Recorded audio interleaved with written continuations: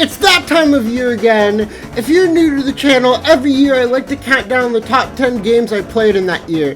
That means that even games that didn't come out this year, as long as I played the game in 2024, it's fair game.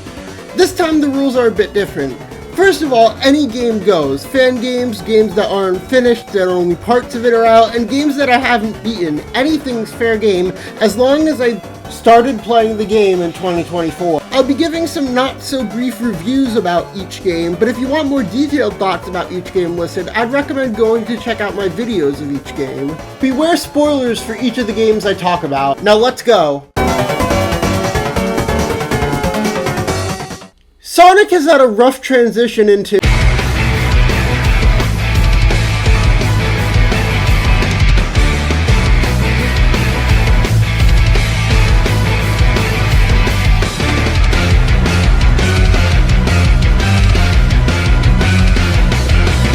If Sonic truly had a rough transition to 3D, the past year has been the renaissance of Sonic. With Shadow Generations, I finally feel like Sonic Team is finding their footing with how to design Boost Sonic.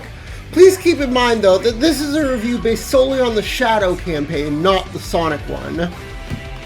The addition of the open zone overworld is nice for this game. I liked running around it, however, it feels more like a hub world than an open world. You aren't really rewarded for exploring as much as you were in Frontiers. In Generations, you only get things like concept art, while in Frontiers, you get things that actually improve Sonic's stats.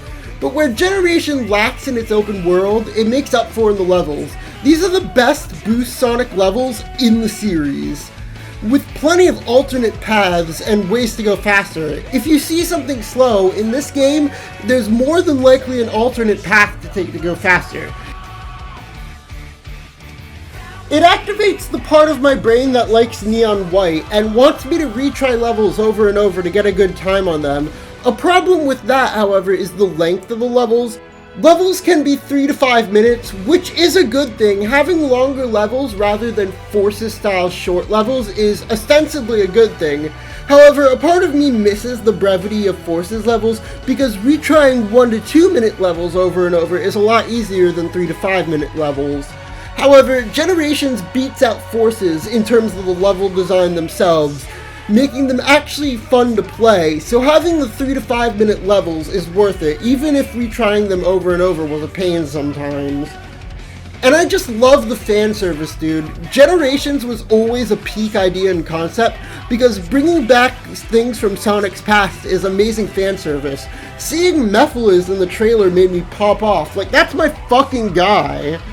Speaking of fucking guy, the best part of Shadow Generations is in fact Shadow himself. He's so cool in this game.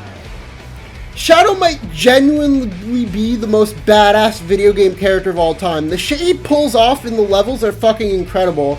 And yeah, his whole Doom power thing is a bit edgy, but you know what? I don't care. It's still fucking badass.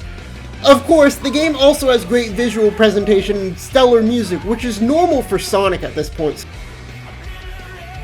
What keeps it from getting any higher than number 10 is one thing, and that's the length of the game. The game's short, only a few levels long. If you aren't a perfectionist like me and just trying to beat the game, it only lasts 3-ish hours. It's a lot like Bowser's Fury, where this game feels like a tech demo / blueprint for how Sonic should be going forward, rather than a full game, and it's packaged with a remaster of a previous game in order to justify the $60 price tag.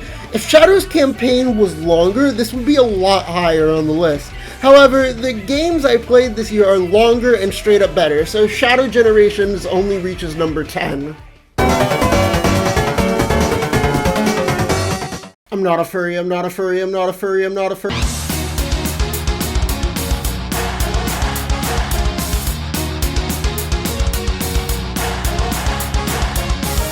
Okay, but jokes aside, I do have a bunch of friends who are furries, and they really recommended this game to me.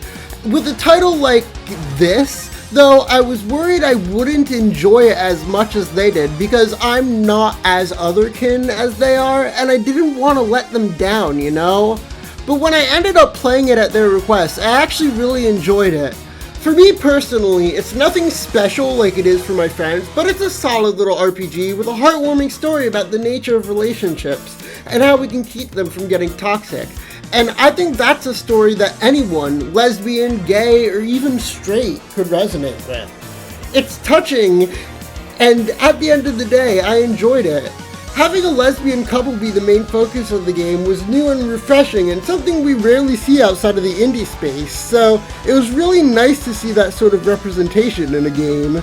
The characters and dialogue are all funny and lovable, and while the game explores each of the characters' flaws and makes them well thought out characters, it also knows to keep the game light and humorous, with plenty of funny moments throughout. It was the humor that really made this game stand out to me, with my favorite characters being the funniest, like Jarvis or Allison. The shit with the wizard made me lose my shit the first time I played it. The music is also really well made. I really enjoyed a lot of the songs in the soundtrack. The boss theme, Beast Bash, was the highlight of the soundtrack, and I put it on my Spotify if the devs would put it on there. It's genuinely up there with my favorite normal boss themes in an RPG. The reason that this game is stuck at number 9, however, is the gameplay. I get it, the dev isn't that experienced and they were doing what they could with RPG Maker. However, I've seen a lot of better RPG Maker games, and the battle system, aside from the fact that making out with your girlfriend can buff your stats and that's funny, was boring to me, making normal battles a slog to get through. Don't get me wrong, I love RPGs, but this game didn't do enough with its gameplay to get me interested in it. For what it is though, it's a lovely story about relationships, and I enjoyed my time with it, so it enjoys its spot in the top 10, barring a pretty high entry barrier to the rest of the list. Ever since last year's list, I got a wider appreciation for fan games and fan projects, especially in the Undertale community. I never really bothered with playing Undertale fan games before Yellow, but after Yellow, I decided to check out what they had in store.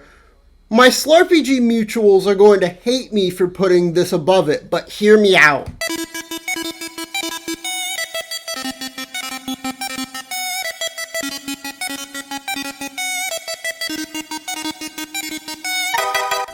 Yeah, a lot of it is borrowed from Undertale. The plot, gameplay, hell, even a lot of the dialogue is taken straight from base Undertale. It's too similar to Undertale, and while according to the devs that was the point, it still means that this game lacks some of the creativity other fan projects do. That isn't to say the game isn't creative though. It absolutely is creative. The sheer amount of different routes you can do in this game is incredible, and it shocks me just how many times you can replay it and get something different. The soundtrack, while being mostly remixes, still uses the new instrumentation to breathe an entirely new genre of music into the already stellar Undertale soundtrack. And the new songs they added, the extended version of Power of Neo, Special Attack, and holy shit, Galactomania, are just incredible. The new things the game does with the plot and gameplay are cool as well. I love the new soul traits, even if the Cyan soul made the final boss of the chaotic route the much harder. The plot twist with all the souls being trapped inside a simulation threw me for a loop, and the entire sequence inside said simulation was unnerving. The Omega Twinkly fight is one of my favorite AU takes on the Omega Flowey fight, neutral ending of Yellow notwithstanding, and Alphys being the final boss of the chaotic route was a breath of fresh air from the typical Sans fight in every other AU, and really fits her character and made me see her in a new light. I do think that Sans was pushed to the wayside a lot, however. He deserved the fight at least in one of the routes, even if it wasn't the final boss. I think making him the boss of Starton in the chaotic route could have worked, and then had Papyrus and Undyne team up in the Foundry. But even with all that, PS Outer Tail wouldn't beat out Slarpg. There's one thing, and only one thing, that pushes this to the number 8 spot, and that's the Level 0 run. The Level 0 run works as a sort of fix-it version of Undertale. What if everything got fixed?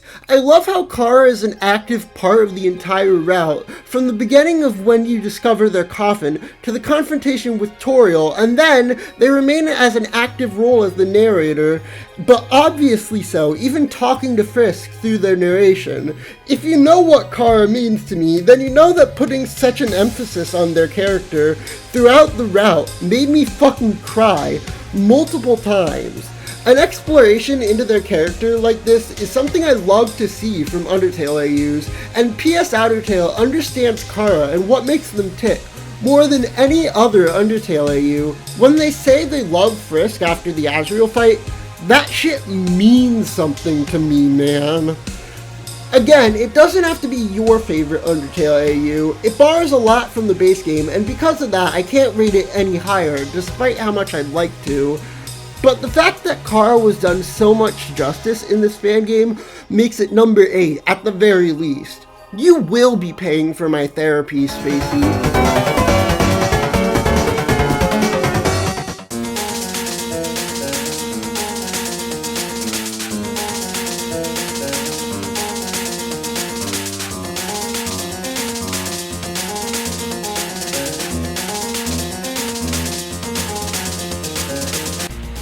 Ultra Kill is another game my friends had me play. To be honest, I didn't think I would enjoy it much going into it. I've never played Doom or anything like that, but I went into it and it was a lot of fun. The most fun aspect of this game is the movement. It's just fun to speed through each level, seeing how fast you can go. The amount of enjoyment I got out of just the sliding move alone was fun as hell.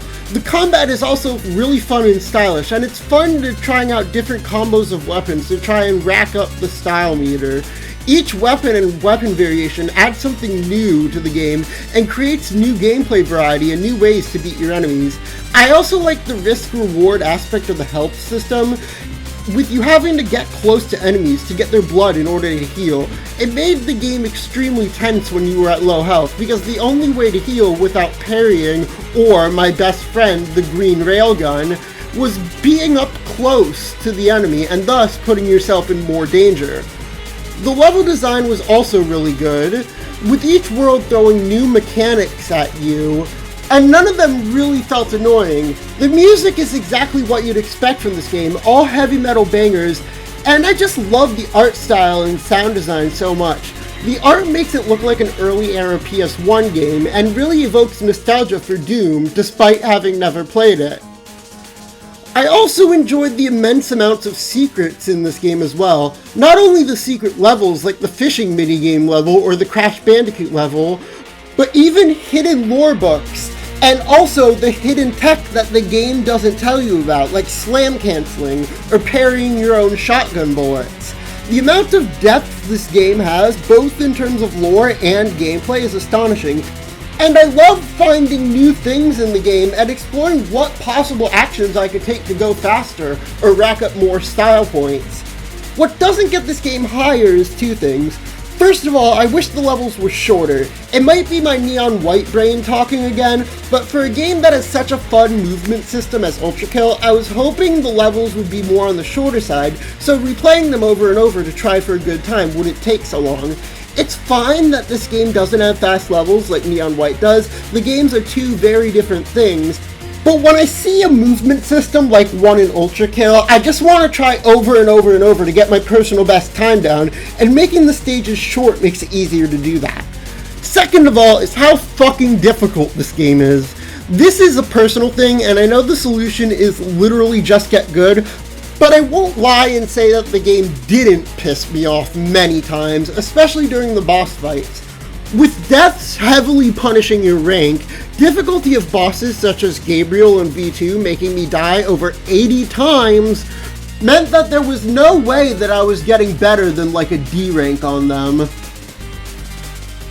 And since there's content hidden behind getting good at the game, the P rank levels, it means that I'd have to miss out on some of what my friends say are the most fun levels in the game.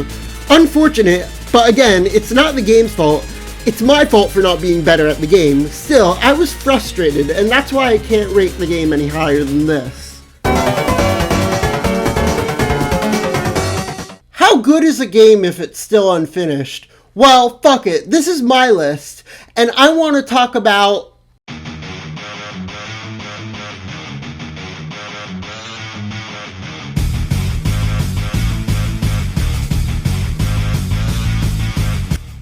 Yeah, it's another Undertale fan game, but this one doesn't borrow from Undertale nearly as much as Outer Tale does, so that's a leg up on it already.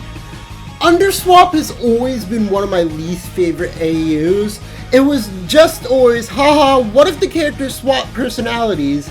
And that seemed kind of boring to me, especially because the AU just became about only Papyrus and Sans, and especially once Swap Sans became Blueberry, I really had a disdain for it.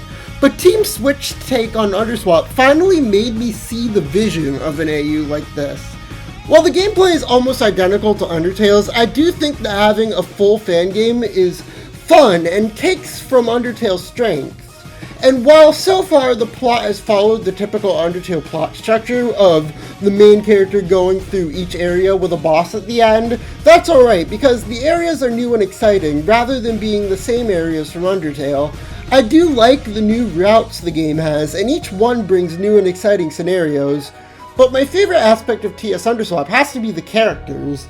The new personalities for the Undertale cast are extremely entertaining, and watching them in a new light is fun. However, it doesn't break too much from canon Undertale, especially with characters like Papyrus and Sans. They retain their original personalities for the most part while taking on new roles. Sans becoming a superhero in secret is something I could see the actual canon Sans doing if he was pushed in the right direction without being bastardized to hell and back like Blueberry was. His speech during the massacre route is really entertaining and perfectly fits the joke-loving yet mysterious nature of Sans. Asgore is a delight to be around, without being too much of a difference from canon Asgore, and the Temmies, while being the most different from their canon counterparts, are still really cool because the idea of having a secret cult of Temmies stalking your every move is just too funny not to pass up.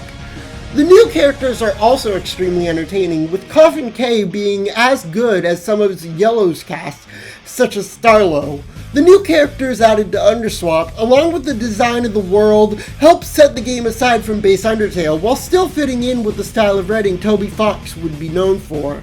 And of course, I can't not mention the fact that Kara is the protagonist. This does mean that they miss out on the backstory that I feel makes Kara interesting, but it's replaced with some new mysterious backstory that the devs are laying the breadcrumbs for in the currently released section of the game.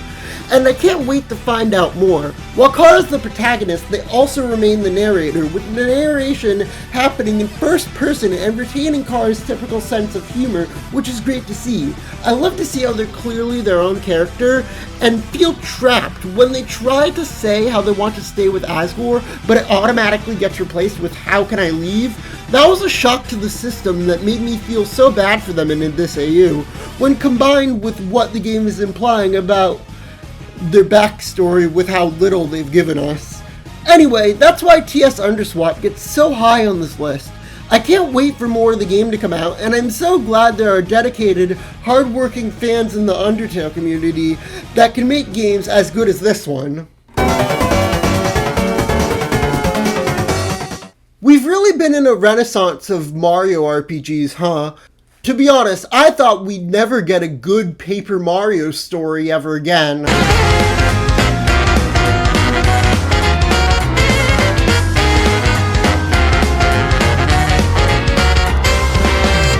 It baffles me how good this game is, and how I've never played it before.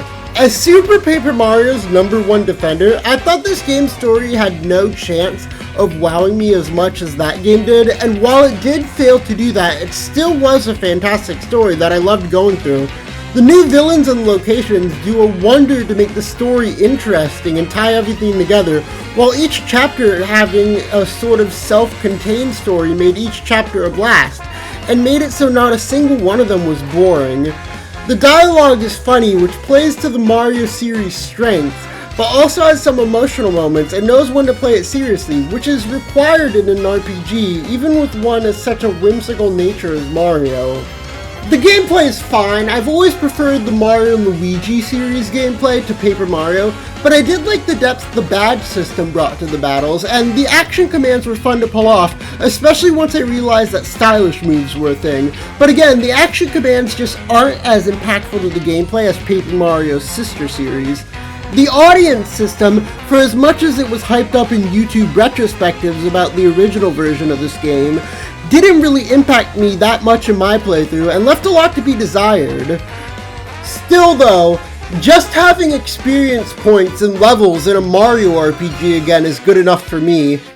I think the new papercraft art style introduced in Sticker Star and perfected in Origami King was an incredible way to take the series.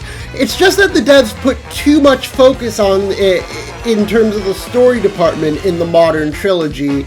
So, having a game with the gameplay and story of the classic games with the stellar art style and visual flair of the modern trilogy really makes this game the best of both worlds. And the music, holy shit. I know that some people complained about tracks like Blitzville changing too much about the original in terms of instrumentation, but honestly I think the new instrumentation breathes new life into these old tracks, and the tracks they needed to nail the vibe of, like X-Naut Fortress, holy shit, they nailed. But my favorite change in terms of music was the new battle themes. Having a different remix of the battle theme, each with vastly different instruments per chapter, was such a great idea, and it honestly makes me wish that Deltarune does something like this, even with how good Rude Buster is already. It makes the music not grow old, and I like that a lot, and all the variations are bangers. Holy shit, when you get into a fight for the first time in Chapter 6, that shit threw me for a loop. But of course, the reason that this remake is up this high is due to a single change. Not any sort of music or art or anything, it's just a few small pieces of dialogue that makes this remake so special. And that is the fact that they restored Vivian's transness. For those who don't know, in the original Japanese version, Vivian was a transgender woman, however, this was censored for the international release. Yet now, years later for the remake, they finally brought Vivian's transness to the English release. It's just a few lines of dialogue, but to have a character that is purely, unashamedly, and inarguably transgender in a franchise as large as Mario means a lot to me as a transgender woman, because it gives me hope that societal acceptance of transgender people isn't too much of a pipe dream, and that is why this game makes it so high on this list. The placement of Slarpy is me trying to avoid the furry allegations. My placement of this game is me failing, because this game is peak.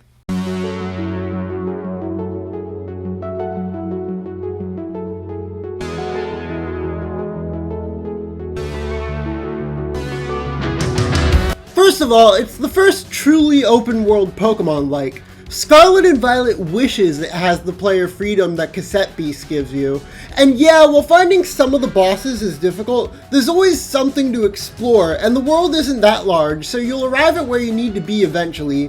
They make exploring the overworld a lot of fun, and it wasn't even intentional, because of the glitch that lets you fly around by magnetizing the blue box, but still, it's part of the game that I found enjoyment from. The combat is alright, while I prefer it to Pokemon, and it certainly is a unique take, using action points instead of a permanent consumable like PP is a lot more fun. The movesets and the way the battles are structured incentivize stall tactics, especially with the walls. And while I'm okay with that, in fact I even liked it, I get why others might not. The art style is okay. It looks good for the game even though it's a basic pixel art style, and the design for the monsters were a lot better than the humans' designs, at least in terms of their overworld sprites. But no, I don't want to transform into them, shut up! No, I'm not a furry, I'm not! What I really enjoyed was the character art for the dialogue. The character designs and the dialogue sprites are really well designed, and all the characters have this soft feeling, especially when they smile. However, my favorite art in the game comes from the Archangel bosses. I love how each of them has a unique art style that clashes with the rest of the world, really building them up as an otherworldly threat. The characters themselves are all really good, and I love how each of them have their own story and quest to do, and each of them makes sense. The voice actors are also really nice and enjoyable to listen to. The main antagonist is voiced by Yuri Lowenthal, my goat, so you know that he's entertaining. My favorite characters, however, ended up being Kaylee, my poor sweet girl, and Felix. They were both really fun characters to spend time with. And speaking of spending time, this game has a Persona-like romance system. However, the characters aren't minors, and you are allowed to be gay and polysexual, which immediately makes the game's romance system better than Persona. I romanced Kaylee, and the way the game writes romance is really sweet, and also not making the character dependent on the main character like in Persona. The overall story is alright. I preferred learning about each character's personal stories more, but the overall story is okay, and I thought the ending was sweet once my friend explained the meaning behind it. With the mirror allowing you to go to your ideal world rather than the world you came from. But what really gets this game this high on the list is the music, because I feel that the music was specifically crafted to cater to me. It's hard to describe the genre of music that this game goes for without directly comparing it to another game, a game with one of my favorite soundtracks of all time, The World Ends With You. Like seriously, the vocal songs from this game sound directly out of Twoey, and that makes me fucking adore the soundtrack. When they get to the part of Same Old Story that's like,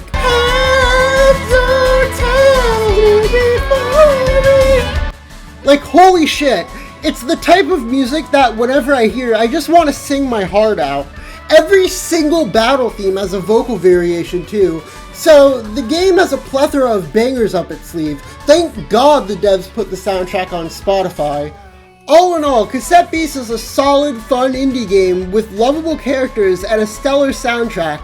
It was honestly more fun than any modern mainline Pokemon game, and I enjoyed my time with it, which is why it gets number 4 on this list.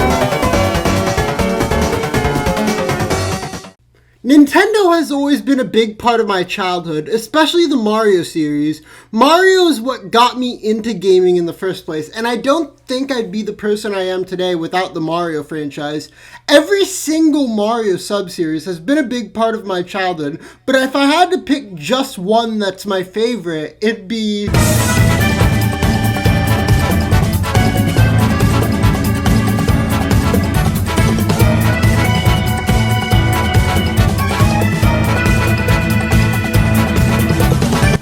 I've always loved the Mario and Luigi series. From the gameplay to the characters and stories to the music, everything about these games are just fun. But after Alpha Dream's bankruptcy, I thought this sub-series was dead.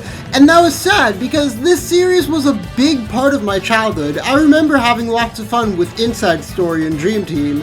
So, a large part of this game's placement is solely based on the fact that this game even exists in the first place.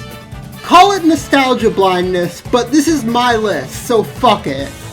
In nearly all aspects, the series is back in full force. I enjoyed the gameplay immensely. Despite the new Luigi movement in the overworld being different from the other games, different doesn't mean bad. I enjoyed using him to solve puzzles with the Luigi logic, and using him to complete tasks and stuff was fun, even if I missed the platforming of the original games. Using Bros moves and traversing the world was still fun. Of course, the battles are really where the game's at. The Mario and Luigi series has always had my favorite battle system in any RPG besides maybe Undertale. And even then, in terms of the battle systems, the two systems are almost equal in quality. While Brothership doesn't do anything special or wacky with the battle system like Bowser or the Dream World battles, it's still Mario and Luigi, and the game retains the tenets of that series. It's fun, reaction-based battles that keep you engaged, even on your enemy's turn. The new things they did add are cool though. I like the battle plugs and Luigi logic. They really provided gameplay variety that the battles needed. I also like the new Bros attacks, and the fact that even the basic attacks are done with both brothers now makes the two feel like a team, now more so than ever. The one problem I have with the gameplay is that you have to use A instead of B in the battle menu for Luigi. They changed that for no reason, and I don't know why. It pisses me off. For the music, I thought it was pretty good. All the battle themes are bangers, and the music's got those core Mario series tenets of being exciting, whimsical, yet fitting the mood. The new composer, while not doing as amazing as a job as Yoko Shimomura did in the series prior, still did a pretty amazing job on the soundtrack, just not a transcendent one like in series prior. I especially like the use of trumpets throughout the soundtrack, as well as the more seafaring style of the music for a lot of the overworld tracks. They really sell the theme of an island-hopping adventure, and while I would have preferred it if it was Yoko on the soundtrack again, the soundtrack is still very good. What's also amazing is the sound design. All the sound effects are so fun to listen to, from the little jingles when you get an excellent rating to the sound of the hammers. But of course, my favorite part of the sound design is the voice acting. Kevin Afghani has genuinely improved so much as the brothers since Mario Wonder, and since Mario and Luigi are more vocal in the Mario and Luigi sub-series than any other, Kevin nailing the voices was an absolute requirement. And I'm proud to say that while I still prefer Charles's performance, Kevin is a really good substitute, to the point where it's hard to tell the difference most of the time. The way he hits those Italian gibberish and the way the bros say each other's names are still up to par with series prior, and I always love listening to them talk. The switch to 3D also really helps out the series. The series had been stuck with the Dream Team art style for a while, which, while I liked it, it got old after 2 games and 2 remakes. The switch to 3D works because they made a specific stylized art style for the game, with the bros and other mainstays getting completely new models, with the new characters looking really good as well. The art style maintains the charm of the sprites in the older games while bringing it to 3D, and the use of squash and stretch on the models, especially for things like the attack animations, really brings this charm that no other Mario game has. The models are also super expressive. I think that this game beats out the Mario Strikers series for the most expressive the bros have ever been, and the genuine enjoyment I get from watching them in battles and cutscenes is amazing. It's got this cartoony style to the emotions, especially in big moments, and I enjoy how expressive and how the game characterized the bros just by using their expressions. The 3D space is a big help for that, because with the switch to 3D comes new camera angles, and the game abuses the fuck out of that, from unique animations and angles in the battles, especially for the bros attacks and Luigi logic attacks, to zooming in on the characters to get a more clear view of their emotions, to full-blown cutscenes. The game uses the 3D space to maximum efficiency. And yeah, for the gaming space as a whole, this game is nothing new, but specifically for the Mario and Luigi series, which had been in kind of a visual stagnation ever since Dream Team, the new camera breathes new life into the animations and characters. And yeah, while this does mean that it chugs my 7-year-old first generation model Switch, the game performance is really my least important aspect when it comes to rating a game, so I didn't really consider that for most of the game. More than anything, the poor performance of this game on the Switch just made me more excited for the Switch 2's eventual release.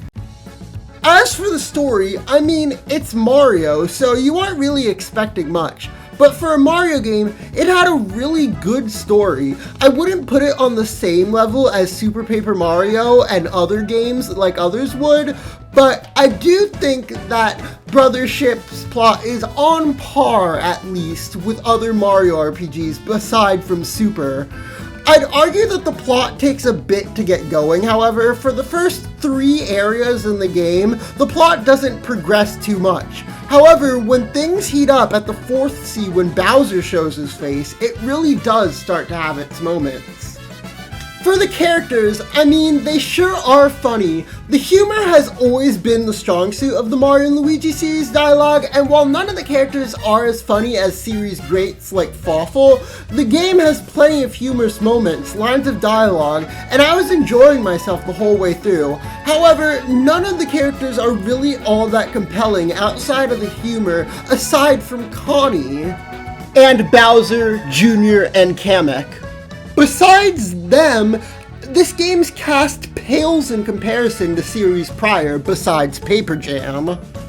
And that's alright, because it's a Mario game. I'm not looking for super compelling characters. I've grown up as well and my tastes have changed.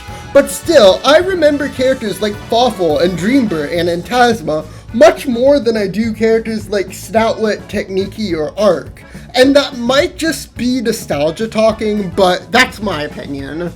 Honestly, my favorite characters ended up being the titular brothers themselves.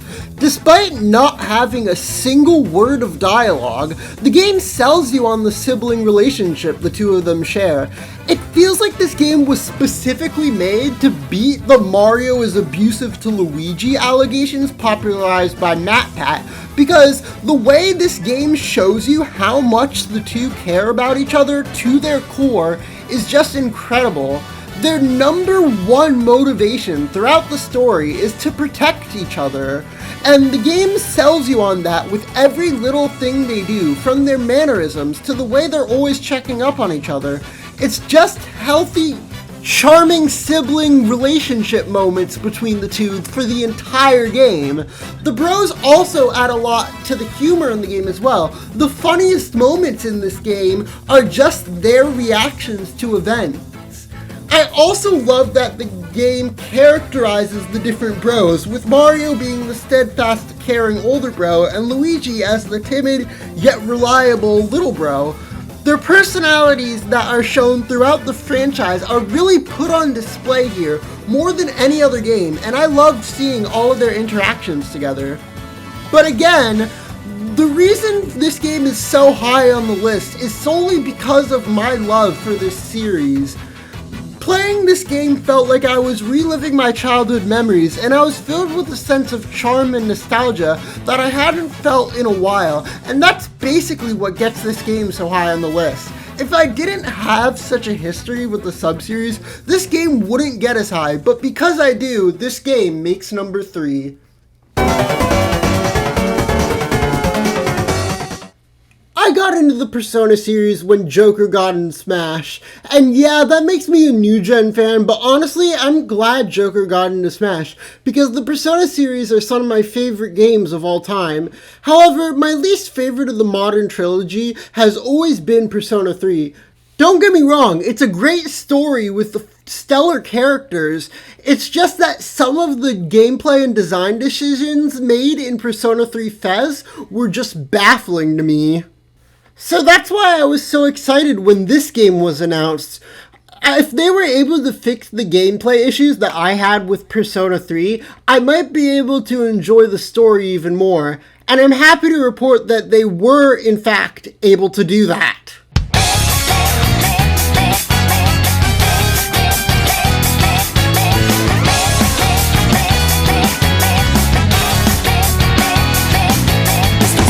The sole fact that they added controllable party members is what elevates this game's gameplay, in my opinion. I couldn't count the amount of times I was playing Fez, and my party did something that I got pissed off at. Adding the shift ability is also a really neat addition, and helped out a lot in battles while not being too overpowered like the baton pass in Persona 5. Persona 3 let me engage with the battle system and target weaknesses effectively. I also felt like gaining EXP in the game was a lot easier. One of my main issues with Persona 3 is that it was very grindy, especially with the repeating rooms of Tartarus. The increased EXP growth, along with the Grand Clock, was very useful and made the game more fun to go through. Added on top of that was the addition of the Twilight Fragment clocks, which let you recover all of your SP for the low cost of 7 Twilight Fragments. That made doing an entire block of Tartarus in one night an actually feasible goal, allowing me to spend more time on social links, and thus interact more with the game's stellar cast of characters. Tartarus was also made more fun by all the different events they added, like the Monad Doors or the Greedy Shadows. That, combined with the more fun gameplay and battles, meant that going through Tartarus was not a slog like it was in Fest. The visual presentation is amazing. I know that some people had issues with it, and yeah, I would have preferred anime cutscenes for things like Shinjiro's death and the protagonist's waking, but the 3D renders cutscenes that we got are good enough, and still get across the characters' emotions in just as a powerful manner as the original. The models are the best they've looked in the series, so using 3D cutscene works. Persona music has always been some of the best soundtracks in gaming, and 3 was no different. While I prefer the old vocalist on songs such as When the Moon's Reaching Stars, I did warm up to her in songs like Mass Destruction. Overall, I do think the soundtrack is weaker than the original. I did warm up to the new soundtrack a lot, even the new version of Awatadai Dorm. And the songs specifically made for the new singer more than make up for the misses on the soundtrack. It's Going Down Now and the DLC's counterpart, Don't, are genuinely my favorite normal Persona battle themes. But my favorite aspect of this game was honestly the new voice cast. I'll say it here, I think the new voice cast is so much better than the originals. Scenes have so much more emotional power solely because of the fact that the voice actors were changed. One voice actor in particular that stood out to me was Alejandro Saab as Akihiko. His performance on October 5th was so powerful, it finally made me realize how good a character Akihiko is, and always was, and he jumped from around mid-tier on my tier list of Persona characters to top tier, all thanks to the voice acting in this remake, combined with the fact that I wasn't pissed off at the gameplay every other in-game night. Honestly, this game had a very real chance of being number 1. The minor nitpicks I have with it aren't enough to outweigh how much I love this game. However, the one major problem I have with it is that it's a remake. I've already experienced the plot of Persona 3 before, so I knew everything that was going to happen when. I'm sure that if it was the first time I ever experienced Persona 3, I would have enjoyed this game's story much more. And don't get me wrong, I did enjoy it in this playthrough, but it felt more like a replay through than an entirely new game because I already knew the plot.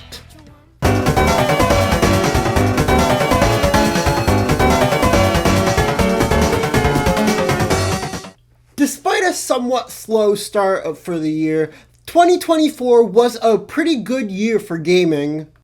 I played a lot of fun games, but only one could possibly be number 1 on this list. One company that's been on a generational run, though, is Atlus. They've published banger after banger, and it all culminated in this masterpiece of a game.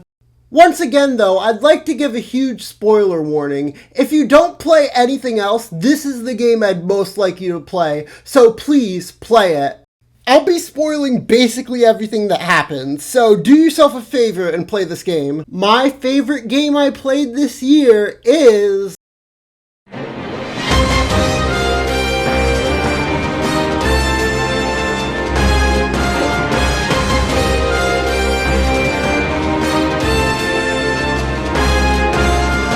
Yeah, what else could it have possibly been? This game was a once-in-a-lifetime masterpiece. The gameplay is incredible. I love the feeling of going on a journey with your friends and using the calendar system from Persona to make you travel in real time to get places is a great way to sell the feeling of the journey.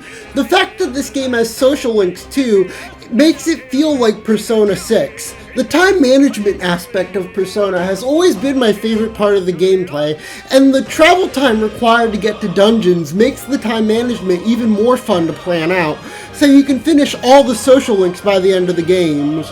The social links, now without any possible romance options, can now focus much more on the characters rather than the last few social link events for the female characters being focused on them confessing to you. It also means that when the character Yufa flirts with the main character, the relationship feels a lot more earned rather than it being just another girl confessing to MC, which it begins to feel like in Persona. For the gameplay in the dungeons, it's fun. The archetype system is unique, and a breath of fresh air compared to the fusion and stuff in Persona and SMT. I like how each of the characters are completely flexible and can be put into any role you want. However, it is extremely difficult to grind archetypes, so you'll be pretty underpowered for a while unless you grind AEXP. But that's fine for me because the gameplay in battles was so much fun. I've always preferred Persona's one more system to SMT's turn press system, but Metaphor really gave me more of an appreciation for the turn press system, and I really got to understand how it worked. The addition of overworld combat, while not being as influential as I expected, did help make battles easier by making getting the advantage on the enemy easier, but also making it a risk-reward, as enemies can easily get the jump on you when you're fighting up close. I love the visual design for both the characters and the world. The world is made to be a living, breathing place, with breathtaking and varying locations throughout the world. I loved it when the party just stopped the gauntlet runner in order to stop at a landmark and take it in. The character designs are also the typical Persona peak. They did a good job at taking the anime style of Persona, yet translating the outfits into a more medieval setting. I love the different tribes, each with distinct features, which makes the themes of discrimination that the game has stand out more. It's got animated cutscenes for each tiny little thing too, and that really helps sell the world. Of course, the music is fire. While I prefer Persona soundtracks thanks to the genre, Meguro cooked with this soundtrack, especially the battle themes. I really admire how Meguro branched out from his usual Persona flair to more medieval sounding music, complete with Esperanto chanting by an official Japanese priest apparently.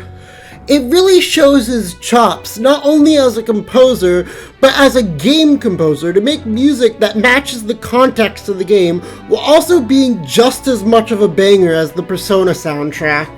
The characters are also incredible. I'm not going to run through each one, I do that in the last episode of my playthrough, but the characters offer so many different perspectives into the world. At least for the social links, they're all fun to hang out with.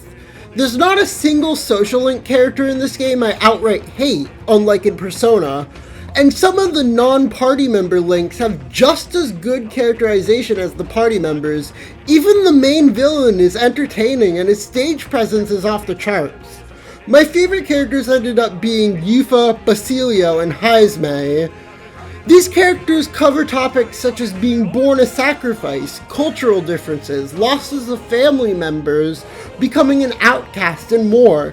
It's just incredible how the writers are able to knock it out of the park with every single new game. And the story, dude, the story. There's so many twists and turns that the story takes throughout.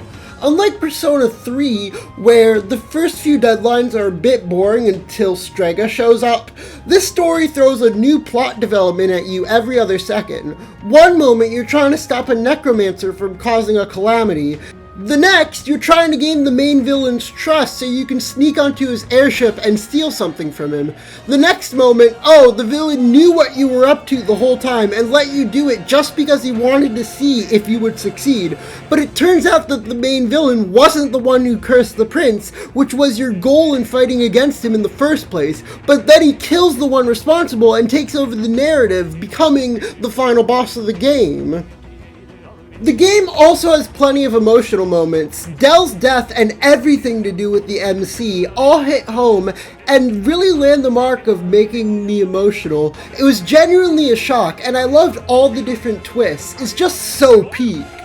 The story also tries to tackle many different themes at once. There are themes of discrimination and prejudice, there are themes of anxiety and fear and how overcoming it is power, and the theme of fantasy being an escape. And yet, none of these themes feel half-baked, and all of the themes come together to make one cohesive story that is exciting and makes sense. And as if all of that wasn't enough, Metaphor ReFantazio wanted to make sure it was number 1 on my list, and the reason why is the meta-narrative. I fucking love meta-narratives in games. Undertale's my favorite video game of all time, so this type of shit is my jam. Despite you literally naming the player at the start, the meta-narrative in Metaphor is a lot more held back than in Undertale. up until the ending where they literally take you to Shibuya. And even then, I'd argue that it's more held back than Undertale. However, it's still in the background of all the messages of the game. The ultimate message at the end is that fiction can impact the real world and change the real world. That seems familiar, doesn't it? No way fiction can change the world, lol. Fiction has the power to change reality. Danganronpa V3's ending is an ending that gets hate for many reasons. However, the main one that I see is that it feels like they're making fun of the audience. Personally, I believe that Danganronpa V3's ending is also about fiction having the power to change reality. It was trying to give the message about fiction being powerful enough to change the world. However, the execution was less than stellar.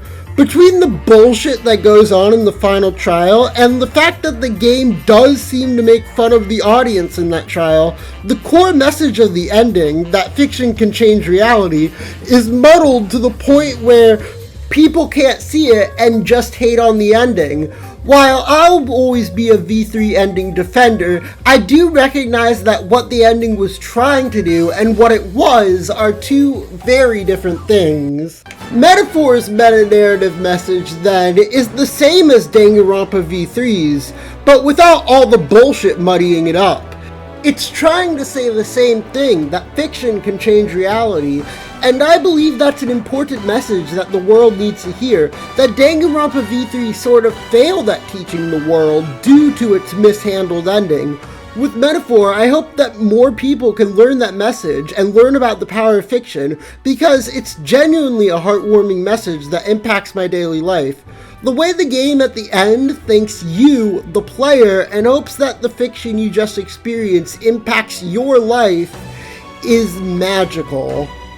I love a game that can give you both a powerful message while also being a fun game with entertaining characters, stellar music and visuals, and a plot that's exciting. Due to all of this, Metaphor ReFantazio has quickly become not only my favorite game I played in 2024, but also probably in my top 10 favorite games of all time. It's just incredible the love and effort poured into all aspects of this game. All in all, 2024 was a great year for gaming. I genuinely enjoyed all the games on this list, but only the one that made the most impact on me as a person could have ever won.